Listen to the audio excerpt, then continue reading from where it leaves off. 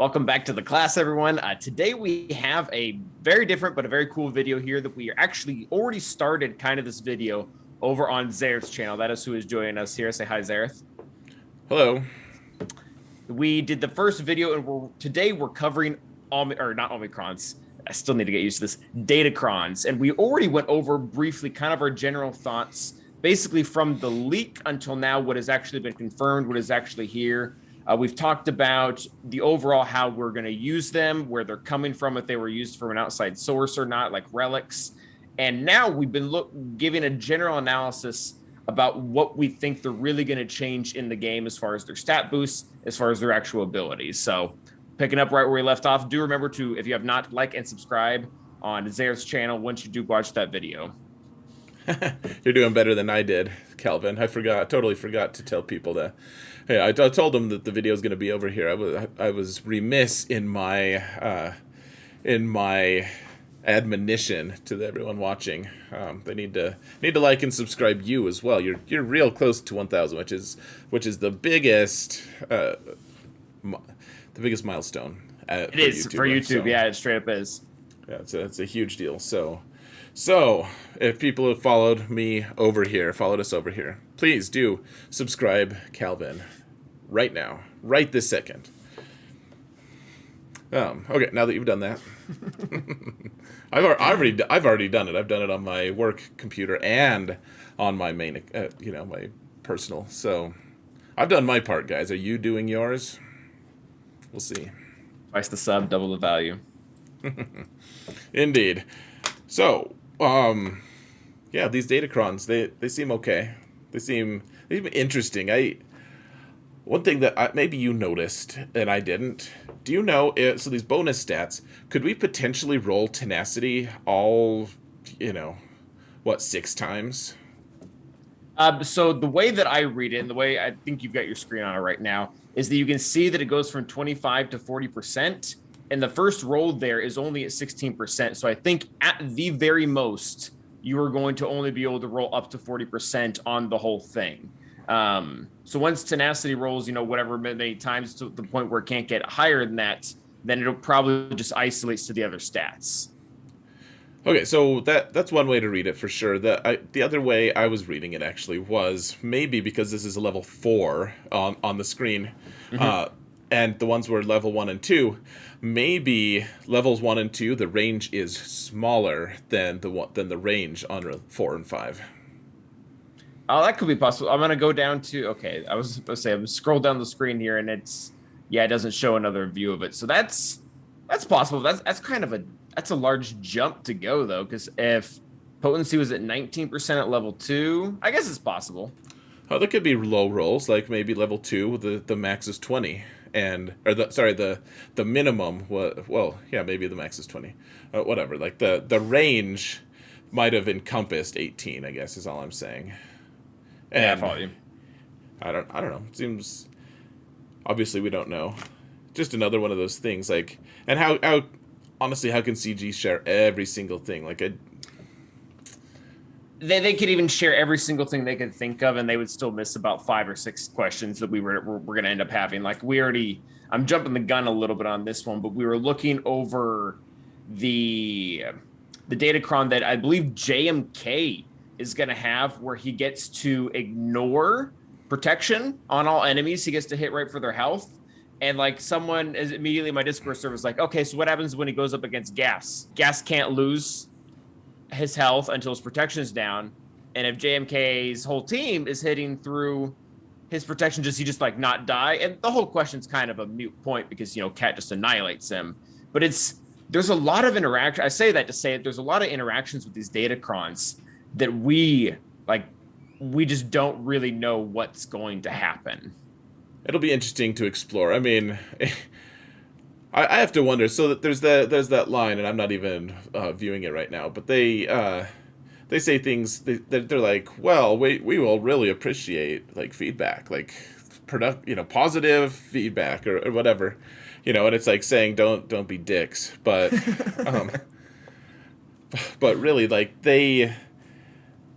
it's almost like they're like, well, okay, so you guys want to screw us over and not let us have a beta? Like, all right, we're just gonna have you guys test it, and that's gonna be our thing now. Like, we're gonna have a trial period where everyone gets to try it and give us feedback, and we're gonna use that as the data points.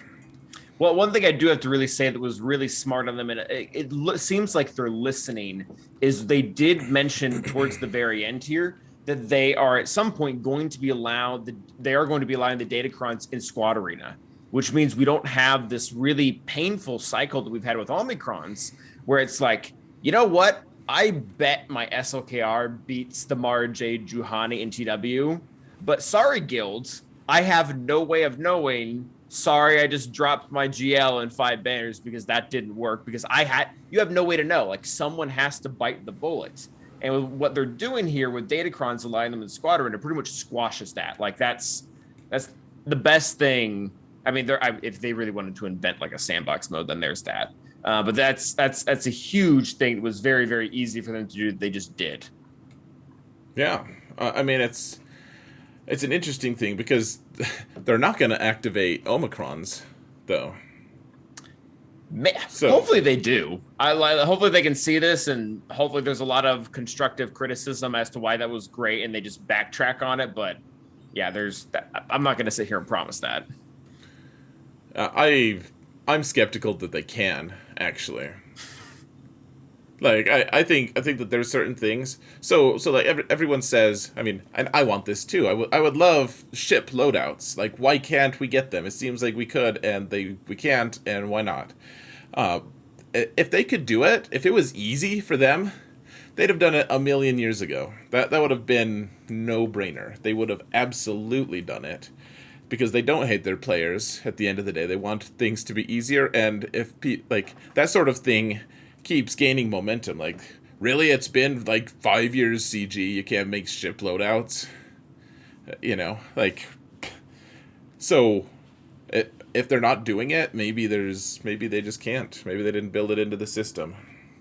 Oh, and it comes down to there are multiple factors with it. Okay, I'm sure there is some way that they can do it, but do they really want to spend, let's say it's 30 hours of programming to redo fleets so that can be factored in, and it's, this much dollars in either manpower or resources to be able to do it. They're like, okay, so we just lost out on 4 new marquee characters because we wanted to give people fleet loadouts. Like, that's a hard decision to make. Right. Oh, it totally is. Yeah, I don't know what the answer is.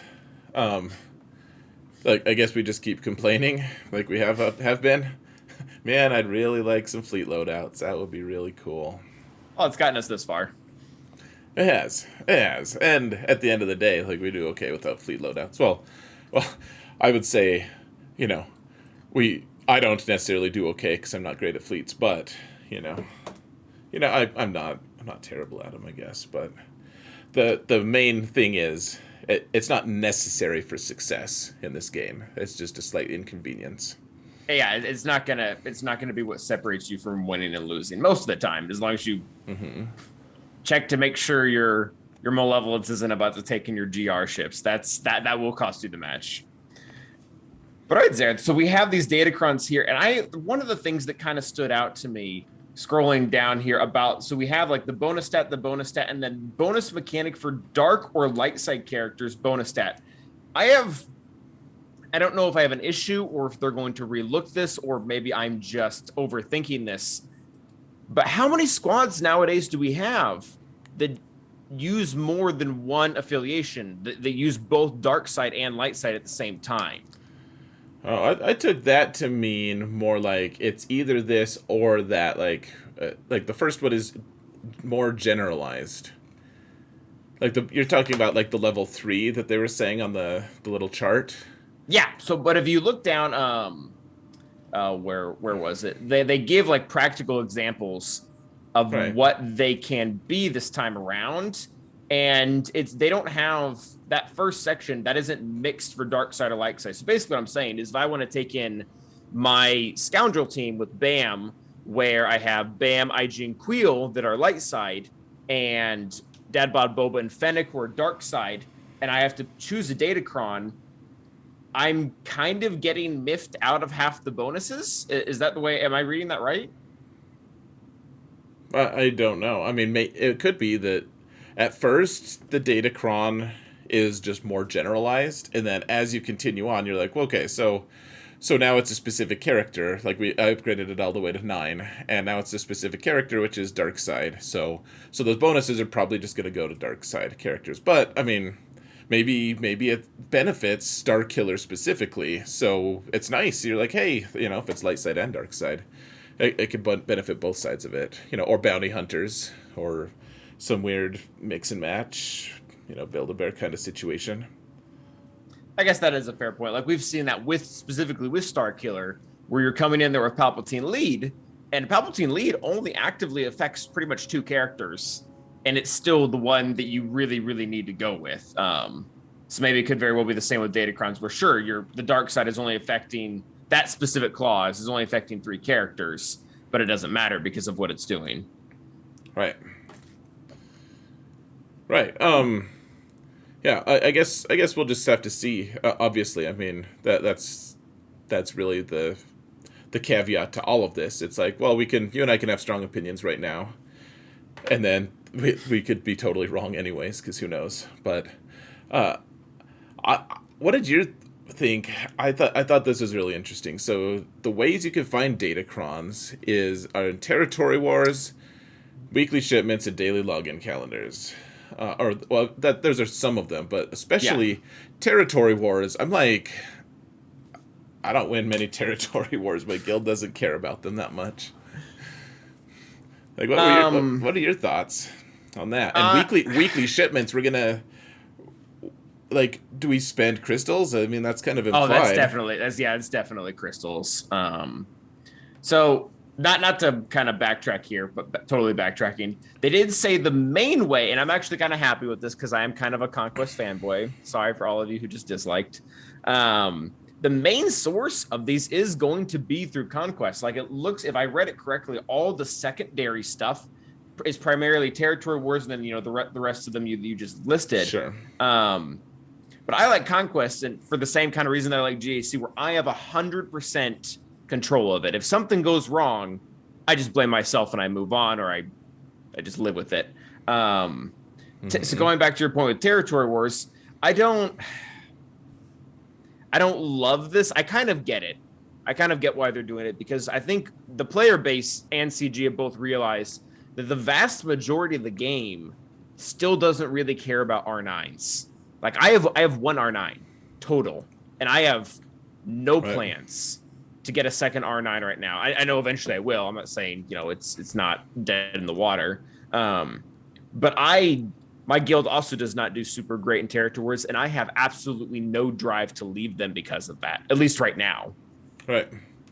Well, yeah, like if this becomes like, oh man, like they understated just how important territory wars for datacrons, like that might be a potential reason to maybe, either apply pressure to the guild to do better, or, just apply pressure to yourself to find a better guild.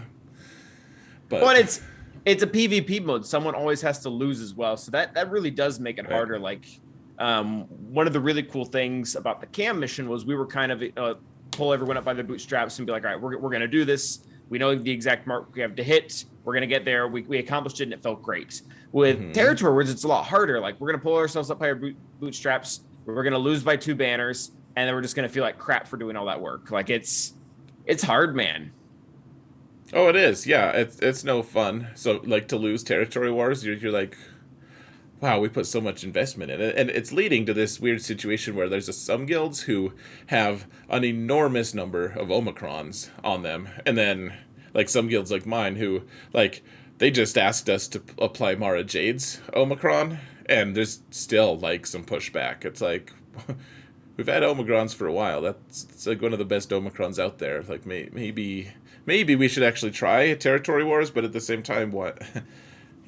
Maybe it's not worth it anyways. I don't know, but one way or another, territory wars, I'm feeling a little nervous about that, because that's the first time I feel like that's really going to potentially impact my GAC if we do poorly at territory wars. Because I'm like you.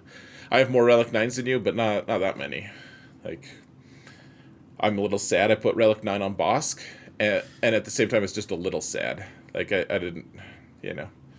Relic 9 doesn't move the needle for me that much. He threw us through the ringer the last GAC match, but I don't know how many of your opponents are going to try to take Gear 12 Asajj against him and Deathstorm him, so that might not be relevant. But yeah, so I am interested in it too, and it's a little back and forth because what we had with Omicrons they've been very pay to play friendly, I guess you could say. Like you can buy them at a pretty huge rate, either just straight up or by buying the 5-star marquee, because then you get 2 every time. And like those have added up. Like I'm pretty sure you can get you've been able to apply an entire Omicron now just from those alone through no other source. Like there's been maybe even more than one. But anyways, I was a little afraid that I was going to get outpaced by the spenders in that sense. But as long as you really like parcel them right and make like you said with Marjade, like you make the right decisions on the right ones, I've been able to keep my head way above water as far as Omicrons goes for both GC and kind of territory wars. So I'm basically what I'm getting at is I'm hopeful that even though my guild is subpar in territory wars, that I'll be able to keep my head above water. Well, yeah, and that's fair. I think that, yeah, hopefully that's the case. Yeah, we'll just have to see. But yeah, the fact that they're going to get them in weekly shipments too is very interesting. I'm really glad. I'm glad I said weekly shipments, not just shipments. I'm sure we can get like upgrade materials in normal shipments, but like getting new datacrons in weekly shipments just seems like there's a limited number. People aren't just going to refresh all the way to like 1,600 crystals in the store just to every single day just to get more datacrons. Oh yeah, that was the thing with I think it was R8 and R9 is whenever they sell them, they typically sell them in like these limited packs. So it's a very similar concept where you're not just immediately going to get blown out of the water. You might be coming in at a disadvantage, yeah, sure, but you're not just hopeless. Right. Well, yeah, exactly. Yeah, so the progression system looks interesting. Did you want to talk about... I think you had mentioned you wanted to talk more about specific things, like the roles that we could get or something like that? Yeah, so I don't want to really cover all of it just because it's a lot, and I don't think a ton of it is relevant. So for our first set of datacrons, we have this list of characters here. And I kind of wanted to pick your brain a little bit to see which one you like the most, or you're the most interested about whether it's actually going to pan out or not. I don't know if you're on the screen right now, but the one showing Fifth Brother, Second Sister, Jedi Master Kenobi, Grandmaster Aleb. So all those characters, like they're what the datacron is ultimately building up to. Like, you have the kind of shared stats all around, you have the faction share, and then you have really what is going to be almost like an Omicron, or maybe even like the long forgotten relic ability, because these characters, they have to be at a really high relic to even unlock this. So this kind of seems like that actually finally coming to fruition. Is there any one of these that kind of piqued your interest or that you thought was really cool? Okay, so I mean, they have that one for Ayla Secura that it's like they tell us what it could do, and I'm like, I have to have Relic 7 on her. I don't know that I'm that interested in. I think those that I'm most concerned about are the Galactic Legends. Like, what if they gave Jedi Master Kenobi an AoE or something? He could finally kill Tuskens. That's what would happen. Right, he could actually kill things. No, I mean, he does fine against almost everything, but Tuskens. Well, what if his ability is he just automatically spawns his own cat? So you can use cat somewhere else. Oh, gross. They just straight up acknowledge, like, we know you'd like to use cat somewhere else, so that you can do that. So you can do that for 3 months. Right, for 3 months, and then never again, probably. I think, well, and this is the thing that I think could be the most breaking, like the thing that hurts the most. Like, okay, so my alt has a Relic 9, Jedi Master Kenobi, or sorry, Jedi Master Luke. So I can beat pretty much any Rey in 5v5. But can I beat? I don't. There's no Jedi Master Luke bonuses here, am I just screwed against Ray against a level 9 Ray Omicron or Datacron? Maybe, yeah. Honestly, like that, we were looking at another one for Kenobi earlier where he gets to ignore protection, and like I think in the same exact way, I think my Jedi Master Luke comp is just dead in the water. Like if he's going to ignore my 200k or whatever it is protection that I have on him and just go right for his health, he's not going to live very long. Right. Right. Yeah. I mean, I just don't know. Especially, okay, so the other thing that I'm curious about is stacking here. So they put them in pairs here a little bit, or trios, or in some cases, but like fifth brother, second sister. If you get both of those, then presumably if they're both on the same squad and you upgrade them a bunch, then that's going to be pretty dirty. Like that squad's going to be ridiculous. But just fifth brother alone, without second sister, might be a little bit mediocre. Similarly, Jedi Master Kenobi, Grandmaster Yoda, Aayla Secura, all three of those will presumably go really well together, or they could boost their own individual squads, and then Rey, Finn, and Resistance Troop. Like, I'm just curious to see, like, that's part of the strategy, or like when we get a datacron, will it say which character bonus it's going to have? Or is it just going to be like, gotta catch them all? Like, hope you get good rolls. I could be wrong, and I'm sure a lot of people will be able to correct us down in the chat. But what I understood was that it's kind of at random, which for someone who has a full roster, you can kind of play around with that in Theorycraft with that. But for someone who doesn't, you kind of could just get screwed. Like I don't have Rey. Like imagine that I'm like really gunning for Resistance Trooper because I can use it, and then I get Rey, and I'm just kind of, I don't know if there's going to be some way to implement that, but I think there is a way to break them down after you get them, so you're not just completely screwed. You actually have a chance to go back and slice them up again from a different point. But I could be wrong on that as well. Well, I'm just wondering. It's like, okay, so there's a treasure node on all the different sectors for the GAC, or sorry, for Conquest, and it's like, okay, so Grandmaster Yoda, is he just going to be on Sector 3 treasure node, or is it going to be just random roll? Could I potentially get 2 datacrons for Rey, and I'm just like, I didn't want 2, like I can't even use 2, like I would like 1 please, and then at least now I have Rey. That's the useless thing for my alt, but now at least I know I can't get her again. So if I keep going, eventually I'm guaranteed to get one of the other characters that are going to be useful. Yeah, I think that part, honestly, I don't know if they really specified and how that's going to work, but yeah, that would be really discouraging too. Because I'm missing Rey, but I'm missing like a total of like 4 characters in game. But imagine, a lot of like either one of your alts, for Veilman, rest in peace.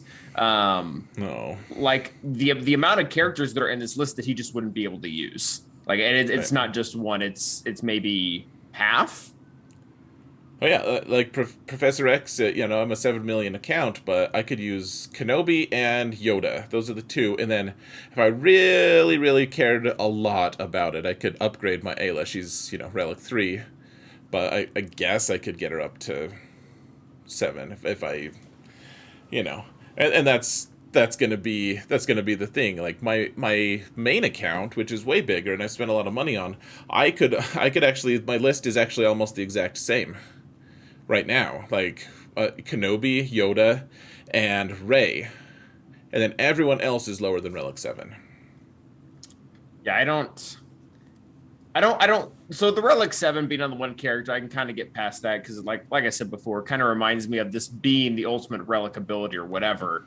But I also don't love that the whole squad has to be, what is it, R5 to even get the Datacron bonuses or to even equip the Datacron, because and your Professor X can understand this a lot. That's a huge problem. Like if I want to actually go through and count the amount of squads that I have that are at R5 and up, it might be half of the squads that I use in GAC. Like it's not a big number. Like my Jedi Revan is still at R1 and still just kind of doing his thing.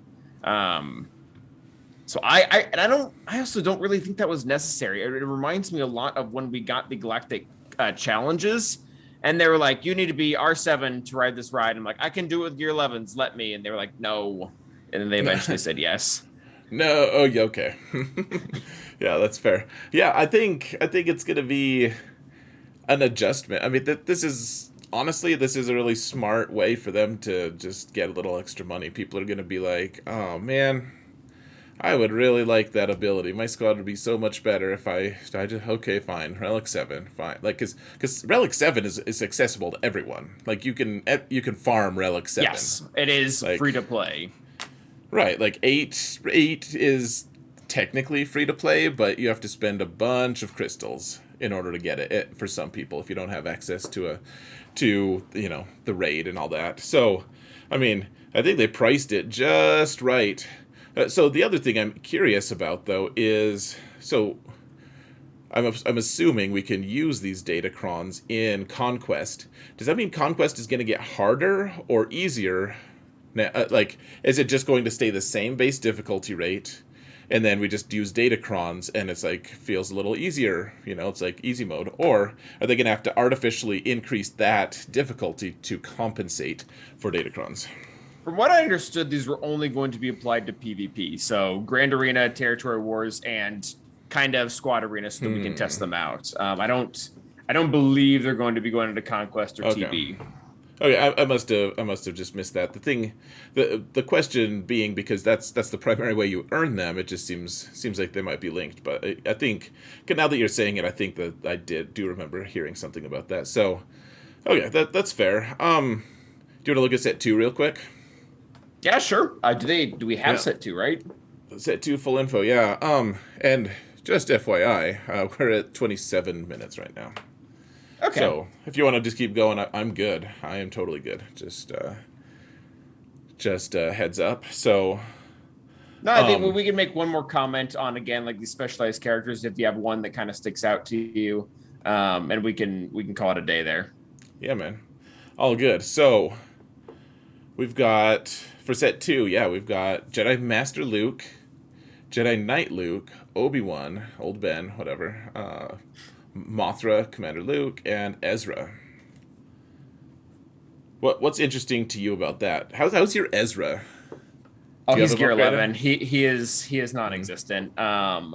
Yeah, so he doesn't interest me too much. Actually, so the one that I like the most, I don't think it's going to be very effective actually in battle, and that is Mon Mothma. I love Mon Mothma's first ability, where she gets to do the field promotion, and then she immediately gets to do it again, and she pretty much gets the fully upgraded character immediately. And then also, her basic ability giving other allies 25% turn meter almost really locks in the train. So I kind of like hers the most, because once that team gets going, if you can't stop turn meter in some way, you no longer have to worry about Hoth Rebel Scout getting his, whatever it is, 55% chance to give everyone 25% turn meter. It's already there. You don't have to worry about it. Right. Yeah, I like that. That seems cool. I mean, I think she's fun. She seems like a crazy underrated character. Well, she's already an underrated character. I mean, just the fact that you can do this, I think you're right. Like, a bonus turn from her is actually really nice, in fact, because having those cooldowns reset, she's got really long cooldowns, and having a bonus turn just helps reset. Like, it's just nice. Every time you take a turn with Mothra, you're like, oh, that was great. That was good. Like, one more step toward destroying your opponent. So. And as you're doing that, the rest of your team is going and generating turn meter 2 between POW and Hoth Rebel Scout. Well, just when she uses a basic ability on her turn, so it has to be on her turn, which is unfortunate. But at the same time, when she's calling the soldier in and promoting him, the other characters are still moving, right? Right. Oh yeah. So you're still gonna need the TM. Like, this won't replace the turn meter squad. You can't just be like, oh, well, she's doing her basic all the time anyways. Like, we don't need POW. Like, you still need POW for that team to be good, I think. But I do think this makes it more consistent. It gives you another option too. Like, I don't know. I pay a lot in my fights when I'm using Mon Mothma. I pay a lot when I'm using all of them. I pay a ton of attention to turn meter and where everyone's at, because that affects my decision making. I'm like, oh shoot, I've got to kill this guy right now, or he's gonna like kill my whole team, or like, oh, everyone's got a ton of loaded turn meter. Why should I give everyone turn meter right now? We'll just save that ability for later. This gives you another tool in the toolkit of just being able to, oh shoot, like we need to keep the turn meter train going. It's kind of faltered. Well, I'm just going to do a basic. I know I want to promote that worthless guy, but we're going to just do a basic this time. Yeah, I think I've definitely been there with some other kids. Oh, I'll do the Kyle Katarn. I'll do Kyle Katarn's basic because I know that'll give my pal 5% more turn meter, and I really, really need him to go second no matter what. Right. But all right, yeah, I think we pretty much cover. I mean, I'm sure there'll be a lot more videos as these get fleshed out and videos come out and counters and thing, but I think we covered it for the most part. Yeah, I think so. One thing I will point out, they have the Wedge Antilles as one of them, as one of the characters, but on the overall list, under set 2 info, there's no mention of Wedge at all on there. So, whatever. That's just a nitpick, but it'd be nice actually if Wedge was actually useful. I don't know. Final verdict, Calvin. I think this looks really interesting. I might hate it. And it might have a lot of really unfriendly, like really bad things for free to play, really bad things, whatever. But right now, this seems really interesting to me. Yeah, I've said it kind of before, and I'll probably continue to say this until I'm proven wrong. But this really just seems like another mod rollout with a little bit of Omicron sprinkled in. Like that's really what it seems like. Where it's going to be a hell of an adjustment period. It's going to be pretty hard to get used to it because just like mods, having a character completely bent towards offense or completely bent towards speed really messes you up. And now when you're having to check what the datacron is on the enemy team, if it's going to be doing this or that also can really mess you up. But I really do think if you were able to get through mods and Omicrons, this is just one more layer. It is going to make the game a lot more interesting in the long term because of how the meta is going to shift and how great your favorite characters that typically fall below the meta are going to be behaving because some of this stuff looks really cool. Yeah, well, I can't wait to see till we get an Ewok theme, and Canuck is just like you know what, a-holes. Oh, I needed an R7 Wicked for this to work. Too bad he's R9. Yeah, yep. Yeah, it makes me lol. So some of these people who are hyper specialized in their factions who like have kind of forsaken competitive play, they're gonna have their day in the sun at some point. Yeah, we call those the gym leaders from like Pokemon and on my Discord server. Like Chill's the Rebel gym leader, or Canucks the Ewok gym leader. We love them. That sounds fair. I mean, those are the guys I always go to ask about certain I'm always like, dude, I bow before your wisdom. Like, please, tell me how to beat this, or tell me the interactions because I don't know them like you do. So. Right. All right, Xaereth, I think that covers it for today. Thank you everyone for watching. Remember, if you haven't already, to check out Xaereth's video that was before this. I should have that linked in the description, and it should have been at the very beginning of the video anyways. Remember to like and subscribe. Yeah, guys, and remember that in all things, stay awesome. Gotcha.